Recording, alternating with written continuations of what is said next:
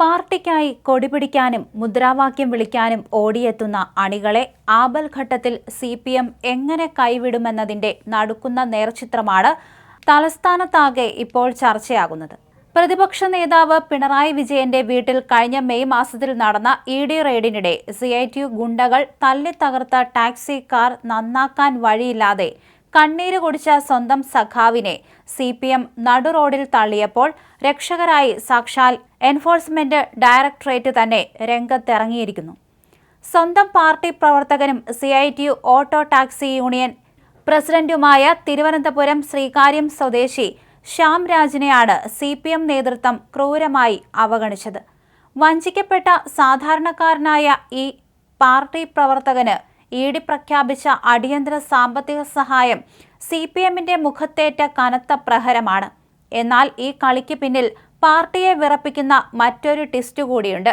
CPM അണികൾ തല്ലിത്തകർത്ത 3 കാറുകളിൽ ഏറ്റവും കൂടുതൽ നാശനഷ്ടം സംഭവിച്ചത് ശ്യാംരാജിന്റെ വണ്ടിക്കായിരുന്നു. അറ്റകുറ്റപ്പണികൾക്കായി 1.85 ലക്ഷം രൂപയോളം ചെലവ് വന്നതോടെ ആ തുക കണ്ടെത്താനാകാതെ വണ്ടി വർക്ക്ഷോപ്പിൽ കുടുങ്ങി.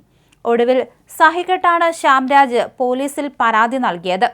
സ്വന്തം പാർട്ടി പ്രവർത്തകനായ ശ്യാംരാജിന്റെ ഈ പരാതിയുടെ അടിസ്ഥാനത്തിലാണ് പോലീസ് കേസ് രജിസ്റ്റർ ചെയ്തത്. ഇതിനു പിന്നാലെ അക്രമം നടത്തിയ പ്രമുഖ CPM നേതാക്കൾ പലരും അഴിക്കുള്ളിലായി. കേസെടുത്തതോടെ പാർട്ടിയുടെ ഉന്നത നേതാക്കൾക്ക് പോലും ഇതുവരെ ജാമ്യം ലഭിച്ചിട്ടില്ല. ഈ കലിപ്പിലാണ് പ്രതികാരം തീർക്കാൻ പാർട്ടി തീരുമാനിച്ചതെന്നാണ് അണിയറ സംസാരം. തങ്ങളുടെ നേതാക്കൾ ജാമ്യം കിട്ടാതെ അഴിക്കുള്ളിൽ കിടക്കാൻ കാരണം ശ്യാംരാജിന്റെ പരാതിയാണെന്ന വിലയിരുത്തലിലാണ് പാർട്ടി നേതൃത്വം.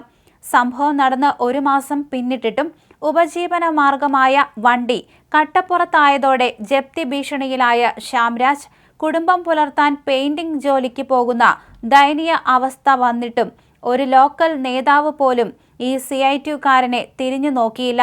എന്നാൽ മാധ്യമങ്ങളിൽ വാർത്ത വന്നതോടെ വിചിത്രമായ ന്യായീകരണവുമായി നേതാക്കൾ രംഗത്ത് വന്നു.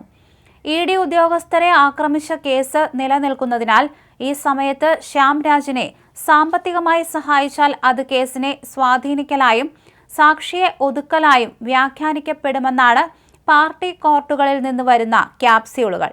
നേതാക്കൾ ജാമ്യമില്ലാതെ അകത്തു കിടക്കുന്ന കലിപ്പിൽ സ്വന്തം അണിയെ വഴിയാധാരമാക്കിയ ശേഷമുള്ള പാർട്ടിയുടെ ഈ ഒളിച്ചുകളി അണികൾക്കിടയിൽ തന്നെ വലിയ പൊട്ടിത്തെറിക്ക് കാരണമായിട്ടുണ്ട്. CPM പൂർണ്ണമായും കൈവിട്ടതോടെയാണ് അക്രമത്തിനിരയായ വാഹനങ്ങൾക്ക് സഹായം നൽകാൻ ED deputy director S. Simi നേരിട്ട് ഇടപെട്ടത്. മറ്റു 2 കാറുകളുടെ അറ്റകുറ്റപ്പണിക്ക് ഇൻഷുറൻസിന് പുറമെ ചെലവായ തുക നൽകാൻ EDക്ക് കഴിഞ്ഞിരുന്നു.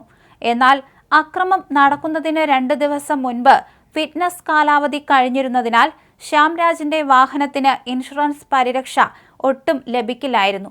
പാർട്ടി കൈമലർത്തിയപ്പോഴാണ് ശ്യാംരാജിന് ആവശ്യമായ മുഴുവൻ തുകയും നേരിട്ട് കൈമാറാൻ ED തീരുമാനിച്ചത്.